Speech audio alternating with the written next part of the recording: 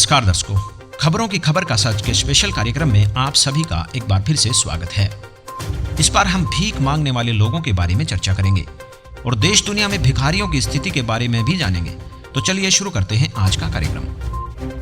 दोस्तों, जब आप सुबह घर से ऑफिस या व्यवसाय के लिए बाहर निकलते हैं तो आपको रेलवे स्टेशन, बस स्टॉप या मार्केट में अल्लाह के नाम पर दे दे बाबा या फिर भगवान के नाम पर दे दे बाबा जैसे शब्द अक्सर सुनाई पड़ते होंगे।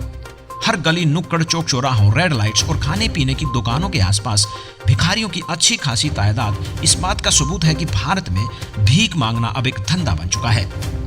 सोमवार को शिव मंदिर, मंगलवार को हनुमान मंदिर, गुरुवार को साईं मंदिर, शुक्रवार को मस्जिद, शनिवार को शनि मंदिर और रविवार को गुरुद्वारे के आसपास भीख मांगने वालों से मुलाकात हो ही जाती है। अमीर भगवान से मांगने मंदिर के अंदर जाता है और भिखारी भगवान से डायरेक्ट न मांगकर इंसान से ही भीख मांगने के लिए गिड़गिड़ाता है। शहर के लगभग हर एक चौराहे और ट्रैफिक सिग्नल पर प्लास्टिक का डिब्बा, बर्तन, टीन का कटोरा या बॉक्स आदि हाथ में पकड़े फटे पुराने कपड़े पहने बेहद बुरी हालत में दिखने वाले और मासूम सी शक्ल वाले बच्चे, बूढ़े, नौजवान और विकलांग लोग भीख मांगते दिखाई देते हैं। कुछ एक जगह पर अंधे, बहरे या गूंगे भी गले में हेल्प का बैनर लगाकर भीख मांगते फिरते हैं। शहर की गलियों में अपंग महिला रेहड़ी पर लेटकर और स्पीकर में रिकॉर्डेड आवाज में लड़की का दहेज इकट्ठा करने के लिए भीख मांगती है।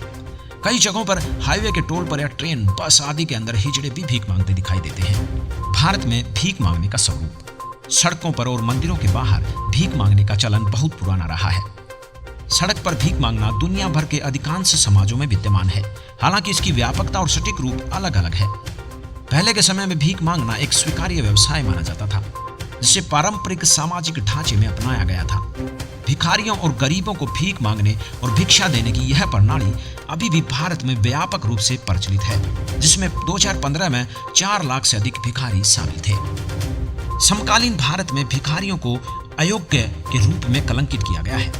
लोग अक्सर मानते हैं कि भिखारी बेसहारा नहीं है, इसके बजाय उन्हें पेशेवर भिखारी कहते हैं। आश्चर्य अधिकार अभियान जैसे अनुसंधान संगठनों द्वारा इस दृष्टिकोण का खंडन किया गया है, जो दावा करते हैं कि भिखारी और अन्य बेघर लोग अत्यधिक बेसहारा और कमजोर वर्ग है।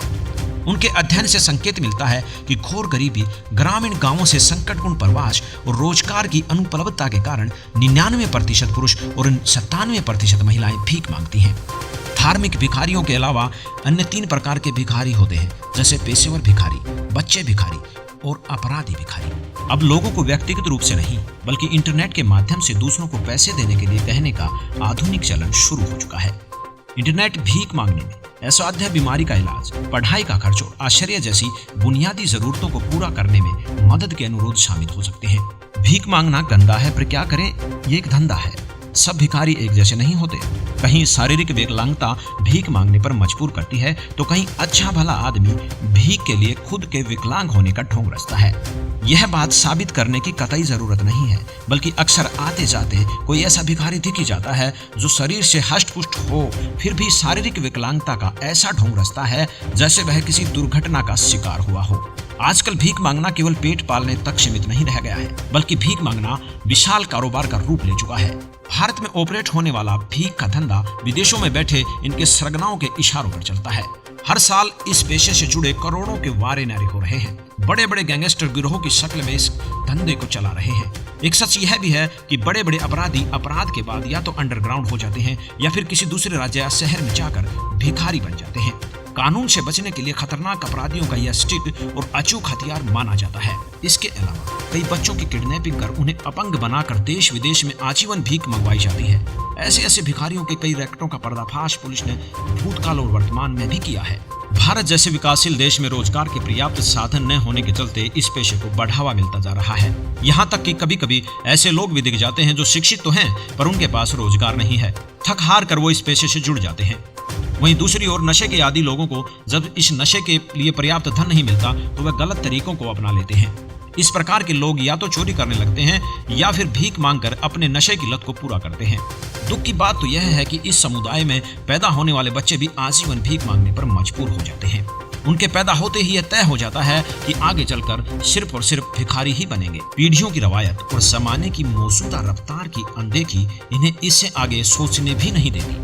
ऐसे समुदाय अपने नसीब को ईश्वरीय देन मानकर उसी पेशे से जुड़ जाते हैं। 2011 की जनगणना के अनुसार भिखारियों के आंकड़े यदि हम सरकारी आंकड़ों की बात करें तो 2011 की जनगणना के मुताबिक भारत में कुल 4,13,670, जिनमें से 2,21,673 पुरुष और 1,91,997 महिलाएं हैं। रिपोर्ट के मुताबिक पश्चिम बंगाल में सबसे अधिक तो लक्षद्वीप में सबसे कम भिखारी मौजूद हैं। इसके अलावा छत्तीसगढ़, मध्य प्रदेश, उत्तर प्रदेश और महाराष्ट्र में सबसे अधिक भिखारी हैं। कुछ एक्सपर्ट्स का मानना है कि असल आंकड़े इससे कई गुना अधिक हो सकते हैं। इसके अलावा अफ्रीका, नाइजीरिया, श्रीलंका, बांग्लादेश आदि कई देश हैं जहां भिखारियों की संख्या अत्यधिक है। भारत एक विकासशील देश है और अभी भी लगभग 40% जनता गरीबी रेखा से नीचे है, जो बेमुश्किल अपना गुजारा करती है। देश के भिखारियों को रोज कोई न कोई व्यक्ति इन पर तरस खाकर और अपना फर्ज जानकर इनको 1-2 रुपया देते हैं। लेकिन जरा सोचिए कि आप जिस भिखारी को सिक्कों और रुपयों की भीख देते हैं वह वास्तव में करोड़पति निकले तो आपके चेहरे का भाव निश्चित तौर पर देखने लायक होगा। चलिए अब आपको उन करोड़पति भिखारियों के बारे में बताते हैं जिनके पास करोड़ों की संपत्ति है और जो किसी गवर्नमेंट अफसर से भी अधिक पैसे एक महीने में कमा लेते हैं। ये हैं भारत के सबसे अमीर भिखारी, जिनके नाम हैं भरत जैन। फराटेदार अंग्रेजी बोलने वाला यह भिखारी मुंबई के लोअर परेल रेलवे स्टेशन पर आज भी भीख मांगता है। इसके पास 70 लाख के 2 फ्लैट्स हैं और महंगी 2 दुकानें हैं। इसकी मासिक आय 65,000 से भी अधिक है। हिंदुस्तान की सबसे अमीर भिखारियों की लिस्ट में दूसरे नंबर पर हैं कोलकाता की रहने वाली लक्ष्मी। मुंबई की रहने वाली गीता अमीर भिखारियों की लिस्ट में तीसरे नंबर पर आती है। फिर आते हैं भीख मांगकर गुजारा करने वाले चंद्र प्रकाश। इनका गोवंडी में अपना घर है। 2019 में एक दुर्घटना में इनकी मृत्यु हो गई। इसके बाद मुंबई पुलिस ने उनकी सारी प्रॉपर्टी ढूंढ निकाली थी। इसके बाद पटना में पप्पू कुमार नामक एक भिखारी हैं जिसके पास 1 करोड़ रुपए का बैंक बैलेंस है, जो उसने केवल भीख मांगकर ही कमाया है। दोस्तों, यह कमाई किसी भिखारियों के रैकेट की नहीं है जिसमें 20-25 से लेकर 500,000 भिखारी शामिल होते हों, बल्कि यह केवल एक भिखारी की कुछ सालों की कमाई का आंकड़ा है। ऐसे सैकड़ों करोड़ भिखारी देश में खुलेआम घूम रहे हैं जो किसी रेड लाइट या टोल बूथ पर आपकी दया का गैर फायदा उठाकर करोड़पति बन रहे हैं। ऐसे भिखारियों से पूछताछ करने पर वे बताते हैं कि किसी अन्य धंधे में दिन रात मेहनत कर इतने पैसे कभी नहीं कमाए जा सकते। कुल मिलाकर अकेले भारत में भिखारियों की सालाना कमाई अरबों खरबों की मानी जा सकती है। भारत समेत कई देशों में भीख मांगना घोर अपराध है। भारत समेत विश्व के कई देशों जैसे Greece, Hungary, France, England, Denmark, China, Canada, Qatar, Austria इत्यादि में भीख मांगना इलीगल है और कड़ी सजा का भी प्रावधान है। भारत में Bombay prevention of begging act BPBA के अनुसार मुंबई और दिल्ली जैसे शहरों में भीख मांगना अपराध है। अगर कोई व्यक्ति ऐसा करता पाया जाता है तो उसे दोषी ठहराया जाता है और उन्हें जेल हिरासत, प्रशिक्षण गृह और रोजगार के लिए 1 से 10 साल तक की अवधि के लिए भिखारी घरों नामक प्रमाणित संस्थानों में भेजा जाता है, जिन्हें सेवा कुटीर भी कहा जाता है। दिल्ली सरकार ने भीख मांगने के अपराधीकरण के अलावा ट्रैफिक सिग्नल पर भीख मांगने के उपद्रव को कम करने और यातायात के सुचारू प्रवाह को सुनिश्चित करने के लिए भीख मांगने को भी अपराध बताया है। आश्रय अधिकार अभियान और People's Union of Civil Liberties PUCL ने इस अधिनियम की आलोचना की है और इसे हटाने की वकालत की है। BPBA की धारा 2(1) मोटे तौर पर भिखारियों को उन व्यक्तियों के रूप में परिभाषित करती है जो सीधे भिक्षा मांगते हैं और साथ ही जिनके पास निर्वाह का कोई साधन नहीं है। दिल्ली हाईकोर्ट ने भीख मांगने को अपराध की श्रेणी से बाहर कर दिया है। दिल्ली हाईकोर्ट का तर्क, Bombay prevention of begging act के तहत अभी तक राजधानी दिल्ली में भीख मांगना अपराध था, लेकिन अगस्त 2018 में दिल्ली हाईकोर्ट ने इस फैसले को पलट दिया है। यानी अब दिल्ली में भीख मांग रहे किसी भी व्यक्ति को पुलिस जेल में नहीं डाल सकती। दिल्ली हाईकोर्ट ने अपने इस फैसले पर कहा है कि कोई अपनी खुशी से भीख नहीं मांगता, बल्कि मजबूरी में भीख मांगता है, क्योंकि उनके पास जीवित रहने का ये आखिरी तरीका है। कोर्ट का कहना है कि दिल्ली सरकार सभी को रोजगार, खाना या बुनियादी सुविधाएं नहीं दे सकी है। ऐसे में भीख मांगना अपराध कैसे हो गया? कोर्ट का मानना है कि इसे अपराध कहना मौलिक अधिकारों का हनन है। देश के अधिकतर राज्यों में भीख मांगना एक अपराध होने के बावजूद हर राज्य में भिखारी मौजूद है। बहुत से भिखारी तो भीख मांगने को इतना सहज महसूस करते हैं कि अपराध होने के बावजूद वह इसे छोड़ते नहीं हैं। लेकिन क्या इतनी जानकारी होने के बाद भी किसी को भीख या भिक्षा देना सही है? क्या हमारे पवित्र सदग्रंथ इस बात की गवाही देते हैं कि भिक्षा मांगना सही है? आइए आध्यात्मिक दृष्टिकोण से इस पहलू पर विचार करते हैं। दोस्तों, भिक्षा या दान मांगना शास्त्र विरुद्ध है। परमात्मा का संविधान यह बताता है कि केवल पूर्ण परमात्मा से ही मांगना चाहिए, क्योंकि वास्तव में भी सभी वस्तुओं का दाता तो पूर्ण परमात्मा ही है। वही तीनों लोकों में प्रवेश करके सबका धारण पोषण करता है। इसी विषय में पूर्ण परमात्मा कबीर साहिब जी और उनके शिष्य संत गरीबदास जी महाराज अपनी अमृतमय वाणी में बताते हैं, कबीर मांगन मरण समान है, मत मांगो कोई भीख, मांगन से मरना भला, ये सदगुरु की सीख। कबीर बिन मांगे मोती मिले, मांगे मिले न भीख, मांगन से मरना भला, यह सदगुरु की सीख। गरीब नट पेरना कांजर सासी, मांगत हैं भटियारे, जिनकी भक्ति में लो लागी, वो मोती देत उधारे। गरीब जो मांगे सो भड़वा कहिए, धर धर फिरे अज्ञानी, योगी योग संपूर्ण झाका, मांग न पीवे पानी। इसी विषय में दान की परिभाषा को परमात्मा कबीर साहब जी समझाते हैं कि घर आए साधु को कभी भूखे वापस नहीं जाने देना चाहिए। कबीर वो नर तो मुए हैं जो घर मांगने जा, उनसे पहले वो मरे जामुक निक्षे ना। पवित्र मुस्लिम धर्म की पुस्तक कुरान शरीफ में लिखा है कि अपनी कमाई का 10वां अंश अवश्य दान करना चाहिए। इसके अलावा पवित्र श्रीमद् भागवत गीता में लिखा है कि दान केवल सुपात्र को ही करना चाहिए, कुपात्र को दिया हुआ दान पाप का कारण बनता है। दान पुण्य का महत्व बताते हुए कबीर साहब जी और संत गरीबदास जी अपनी वाणी में कहते हैं, 10वां अंश गुरु को दीजिए, जीवन जन्म सफल कर लीजिए।